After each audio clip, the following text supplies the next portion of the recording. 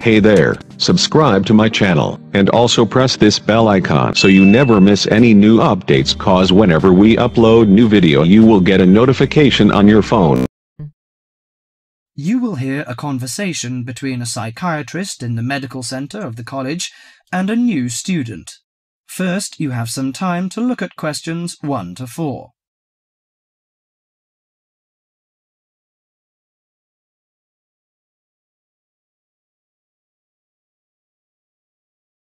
Now listen carefully to the conversation and answer questions 1 to 4. Hello, sit down, please. Thank you. Now, you are a new patient, aren't you? Yes, that's right. Okay, so I'd better get some basic details down first. Right, we'll start with your name. Martin Hansen. Do you spell that S-O-N or S-E-N? Hansen. Okay, and you're a first-year student? Yes, I am. Study in? Electronics, actually. I hope you enjoy it. Thanks. And your address? 2805 Hesperian Avenue, Hayward. 2805 and Hesperian. Yes, that's Hesperian. Hayward, Hayward. And your phone number? 734-246-55. 734-264-55. No, you got the 6 and the 4 the wrong way round. It's 24655. Huh? Sorry, right. And, when were you born? The 15th of June, 1986. Here in New Zealand? No, I was born in Sydney.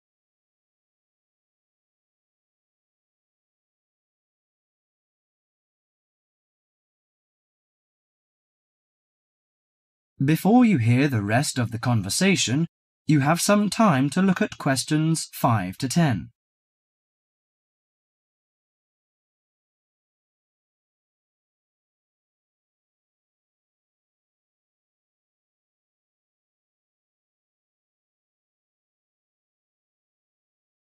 Now listen to the conversation and answer questions 5 to 10.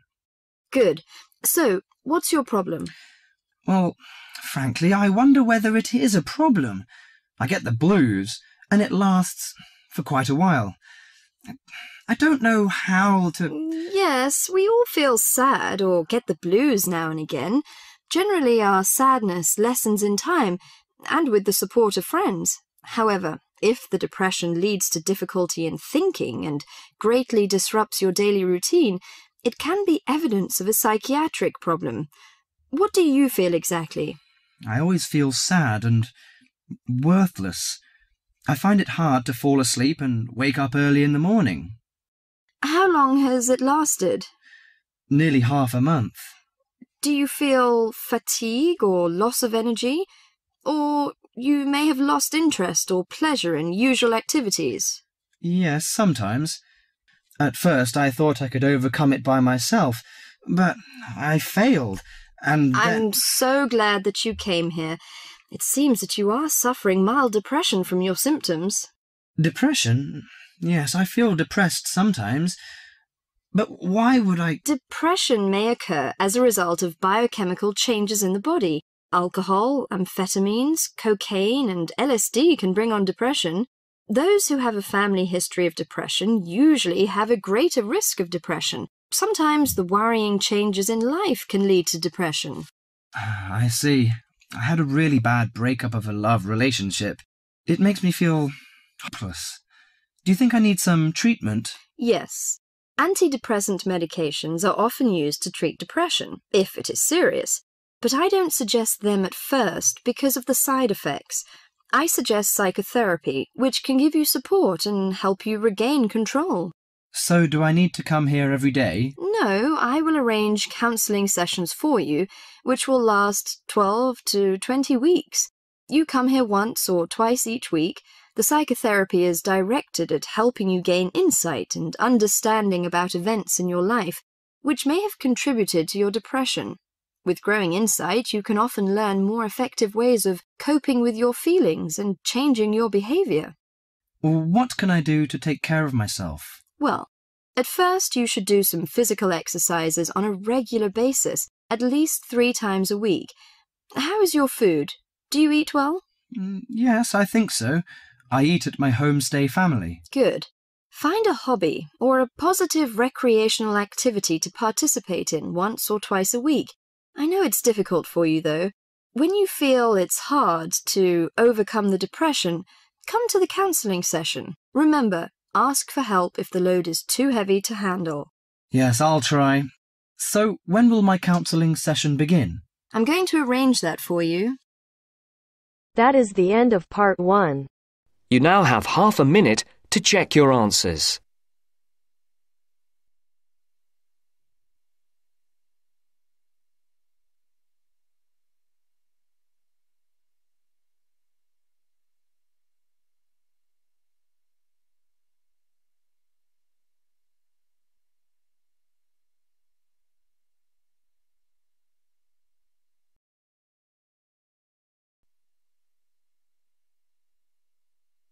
Now turns to part 2. Part 2. You will hear a tour guide welcoming a group of visitors to the British Library and telling them about the library and what they will see there. First, you have some time to look at questions 11 to 15.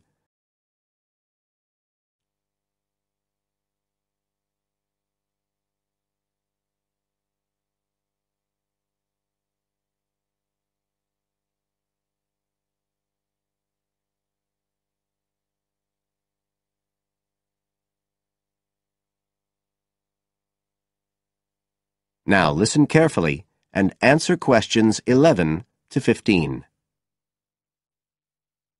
Good afternoon, ladies and gentlemen, and welcome to your very own tour of the British Library on this lovely afternoon.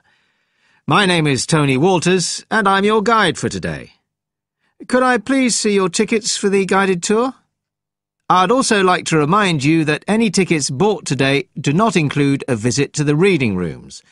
I'm afraid we don't do visits on Fridays, or any weekday during working hours, so as not to disturb the readers. But if you do want to see those rooms, the only day there are tours is on Sundays. So, I don't want anyone to be disappointed about that today. OK? Thank you. Right, we'll start with a brief introduction. As many of you know, this is the United Kingdom's National Library, and you can see that this is a magnificent modern building. It was first designed by Sir Colin St. John Wilson in 1977, and inaugurated by Her Majesty the Queen more than 20 years later in 1998. As you can see, the size is immense, and the basements alone have 300 kilometres of shelving, and that's enough to hold about 12 million books. The total floor space here is 100,000 square metres, and, as I'll show you, the library houses a huge range of facilities and exhibition spaces. And it has 1,000 staff members based here in the building. So, you can appreciate the scale of our operation. In fact, this was the biggest publicly funded building constructed in the United Kingdom last century. It is still funded by the government as a national institution, of course, and it houses one of the most important collections in the world. The different items come from every continent and span almost 3,000 years. The library isn't a public library, though. You can't just come in and join and borrow any of the books. Access to the collections is limited to those involved in carrying out research. So it's really a huge reference library for that purpose, and anyone who wants to consult any materials that are kept here can formally apply to use the library reading rooms. You now have some time to look at questions 16 to 20.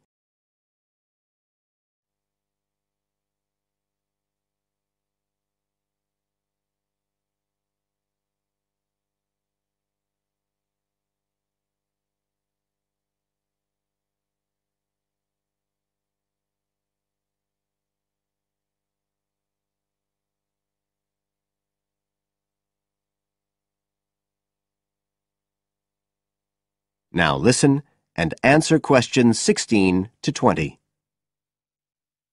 Right, well, here we are, standing at the meeting point on the lower ground floor, just to the right of the main entrance.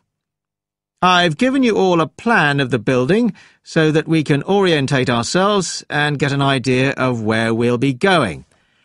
Now, outside the main entrance, you'll see the wide piazza with the stunning sculpture of Newton.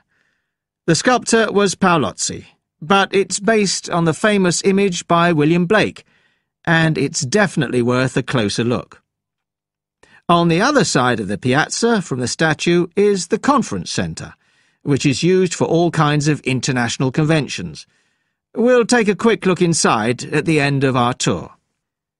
Looking ahead of us now, you'll see that we're standing opposite the staircase down to the basement, where you'll find the cloakroom, and to the left of that, we have the information desk, where you can find out about any current exhibitions, the times of the tours, and anything you need to know, if you don't have a tour guide.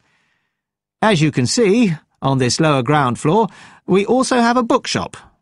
That's the area over to the left of the main entrance. You'll be free to browse there when we get back to the ground floor. Now, opposite the main entrance on this floor, we have the open stairs leading up to the upper ground floor.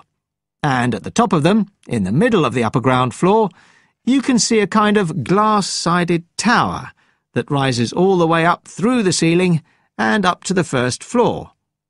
This is called the King's Library. It's really the heart of the building. It was built to house the collection that was presented to the nation in 1823 by the King. You can see it from every floor above ground. When we go up there, you'll find the library's treasures gallery on the left. Can you find it on your plan? That's the exciting one. So we'll be visiting that first, but we'll also take a look at the stamp display situated behind it on the way to the cafe. A lot of people miss that. The cafeteria runs along the back of the floor, and in the right-hand corner you'll find the lifts and toilets. Always good to locate them. The other main area on that floor is the public access catalogue section, and I'll show you how that operates when we get up there.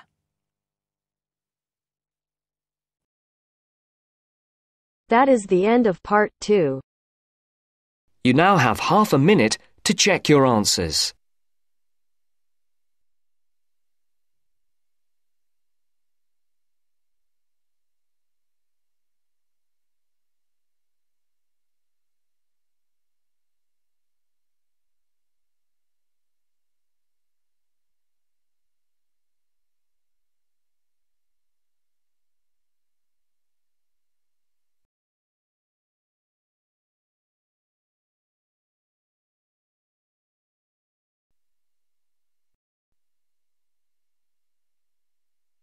Now turns to part 3.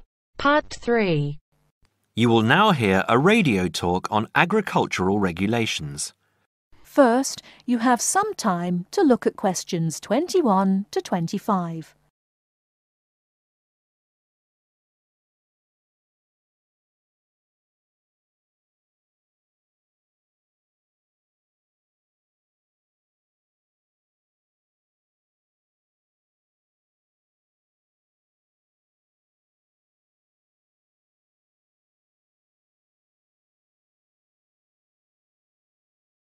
Now, listen carefully and answer questions 21 to 25. Could there be clearer proof of the arrogance and indifference of those who are supposed to keep our food safe than the muzzling of John Verrill? Agriculture is a business, true, and businesses have to make money. But this shows how ministers and officials put the profits of the agriculture business before the well-being of the British people. Mr. Verrill, a pharmaceutical chemist, was appointed to represent consumers on one of the many committees that advise the government on food safety. When he tried to do his job, though, and wanted to warn ministers of a danger to children's health, he was refused permission to do so.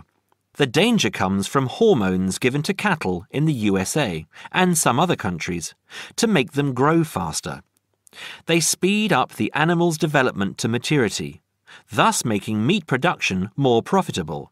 There have, however, long been fears that the hormones have horrendous effects on the people who eat them, causing diseases as serious as cancer. Once these hormones were used on British cattle too, but over 20 years ago they were banned in Europe for being too dangerous. Indeed, so concerned is the European Union that it banned imports of hormone-fed beef years ago, much to the fury of the US government, which wants to sell it all over the world. Several years ago, the USA and Canada asked the World Trade Organization to declare the ban illegal and to punish Europe for failing to lift it.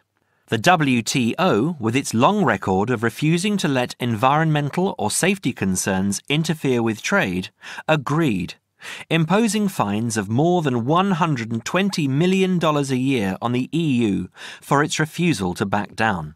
The British government now backs the Americans, claiming that there is no proof that hormone-fed beef does any harm. This is where Mr. Verrill comes in. He is very angry with the government, especially as their claim comes out just after a Danish study shows that growth hormones are 200 times more dangerous than was previously thought. Worried by these findings, Mr. Verrill spoke to government representatives, who did nothing. Before you hear the rest of the talk, you have some time to look at questions 26 to 30.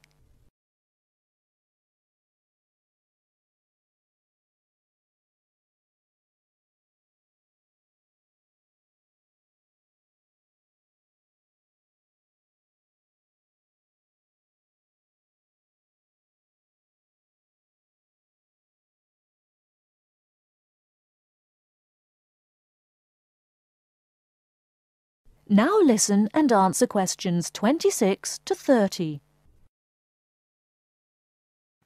Not only that, but they have not been testing beef which is imported, which, by law, they are required to do.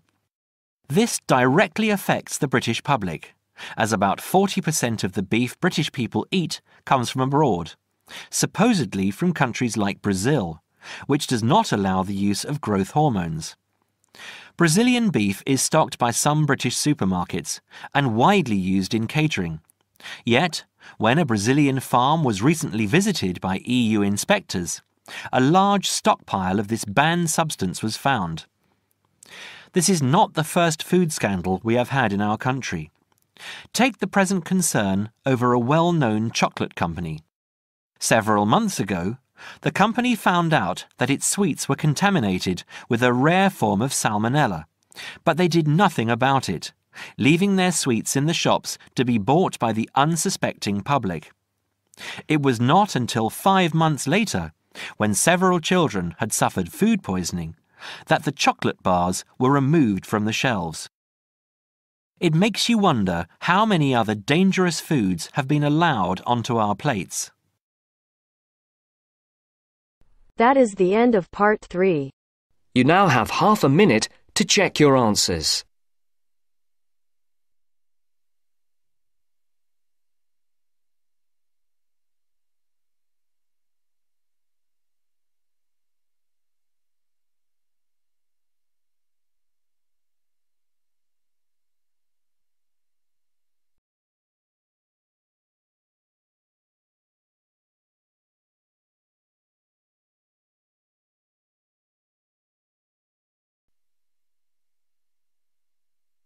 Now turns to part 4. Part 4. You'll hear a lecture on MSG. First, you have some time to read questions 32 to 41.